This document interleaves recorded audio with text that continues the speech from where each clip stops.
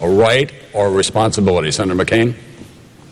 I think it's a responsibility in this respect, in that we should have available and affordable health care to every American citizen, to every family member, and with the plan that I have, that will do that.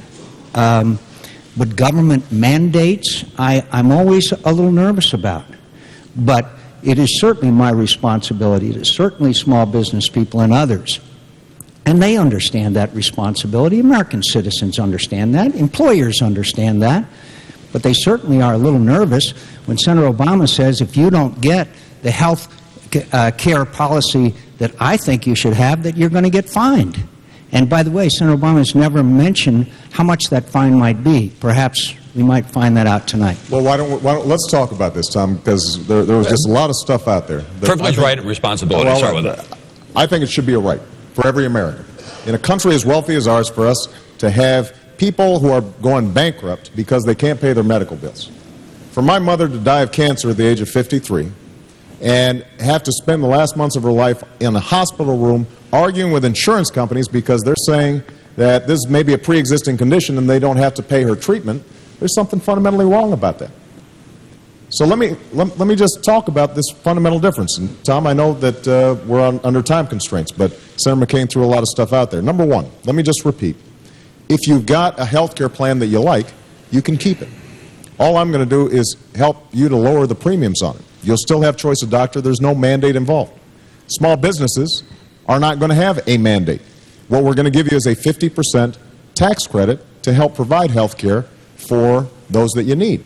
Now, it's true that I say that you are going to have to make sure that your child has health care because children are relatively cheap to insure, and we don't want them going to the emergency room for treatable illnesses like asthma.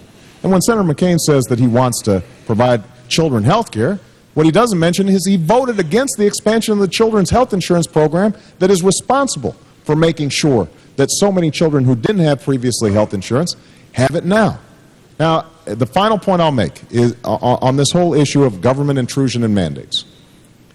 It is absolutely true that I think it is important for government to crack down on insurance companies that are cheating their customers, that don't give you the fine print, so you end up thinking that you're paying for something, and when you finally get sick and you need it, you're not getting it. And the reason that it's a problem to go shopping state by state, you know what insurance companies will do? They will find a state, maybe Arizona, maybe another state, where there are no requirements for you to get cancer screenings, where there are no requirements for you to have to get pre-existing conditions. And they will all shut up shop there. That's how in banking it works. Everybody goes to Delaware because they've got pretty loose laws when it comes to things like credit cards. And in that situation, what happens is that the protections you have, the consumer protections that you need, you're not going to have available to you. That is a fundamental difference that I have with Senator McCain. He believes in deregulation in every circumstance. That's what we've been going through for the last 8 years. It hasn't worked, and we need fundamental change. Senator, we want to move on now. We come back to the hall here. We're going to shift gears here a little bit.